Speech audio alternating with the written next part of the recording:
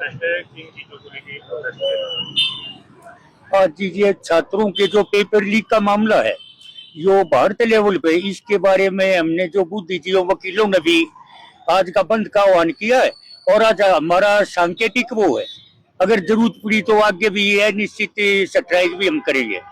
अब जैसे जो विद्यार्थी मेहनत करते हैं, उन वो बेचारों कितने 25 ने सुसाइड कर लिया और भी करने जा रहे हैं। अब बच्चों की भावना को देखो। अब क्या कहते हैं, सिस्टम किसका बनाया हुआ है? सिस्टम यही सिस्टम है। ये तो चोरी पकड़ी गई, हर बार यही करते हैं।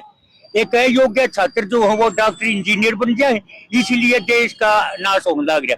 बाद में क्या कहते हैं, सिस्टम बनाने वाले कौन है? तो ये है, ये बिल्कुल अब देश जाग चुका है। अब भ्रष्टाचार को इस सरकार ने शिष्टाचार बना लिया है, भ्रष्टाचार को शिष्टाचार बना लिया है। और अब जागृति आ चुकी है। अब ये जो फर्जी धर्म का नारा, कहाँ धर्म? गायों को मार के मस्जिद में गिरे हिंदू मुस्लिम करने के लिए, उधर से हिंदू मुस्लिम का नारा दे गए ये ठेकेदार मंदिरों के।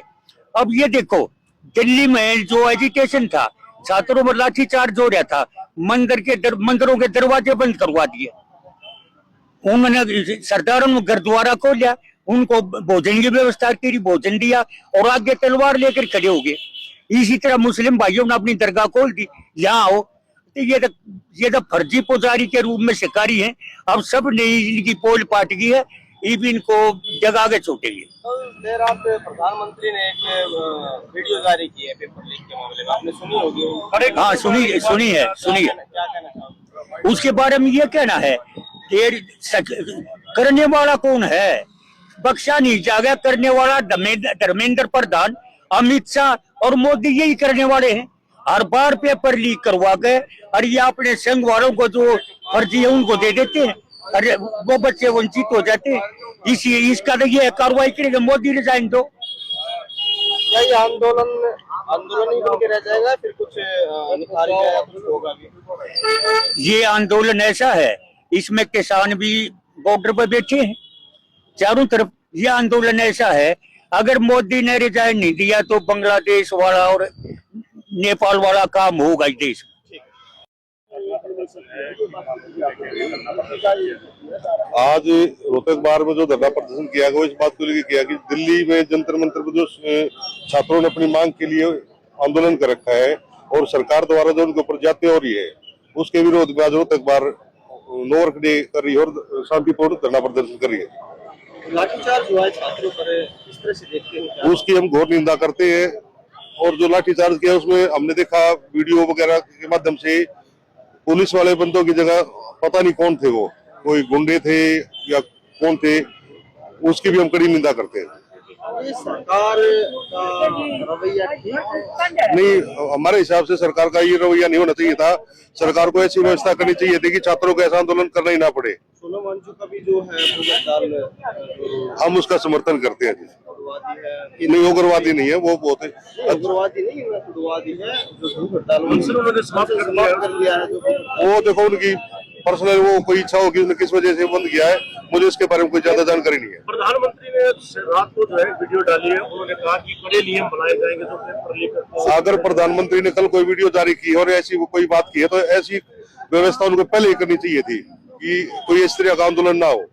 तो डर गई सरकार, लग रहा है बैक फुट पे आ गई है जी।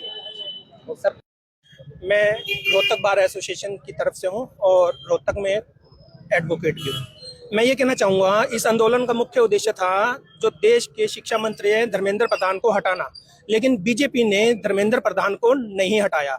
और दूसरा मुद्दा था जो नेशनल टेस्ट एजेंसी है, जिसकी जहाँ से हमेशा पेपर लीक होते रहे हैं, वहां पर कोई भी कार्रवाई नहीं की गई, वहां से कोई भी व्यक्ति पद से नहीं हटाया गया, जबकि हटाना चाहिए था। बच्चों के ऊपर जो कागज कलम की बात करते हैं, वो सिर्फ अपनी कॉपी किताब लेकर बैठते हैं, उन पर लाठी चार्ज करना बहुत ही निंदनीय है। क्या वो आतंकवादी कोई थे? यदि देश के अंदर यदि प्रधानमंत्री जाते हैं, यदि पुलिस वालों को लगता है कि हम अत्याचार कम करना चाहते हैं, तो सड़क पे बहुत से गुंडे हान रहे हैं, जो सड़क छाप गुंडे हैं, जो गोलियां बरसाते हैं, उन पे लाठी बरसानी चाहिए थी। उन पर बरसाओ। देश के बच्चों के ऊपर लाठियां बरसाने से कुछ नहीं होगा। ये हमारे देश का भविष्य है और इस पे लाठी चलाना कभी भी बर्दाश्त नहीं किया जा सकता। कुछ अधिकारियों का तबादला कर दिया गया है। तबादले करने से क्या होगा? उनका चरित्र तो नहीं बदला। यहाँ से तबादला कर दो, दिल्ली कर दो, दिल्ली से आगरा कर दो, लेकिन चरित्र तो उनका वही है ना।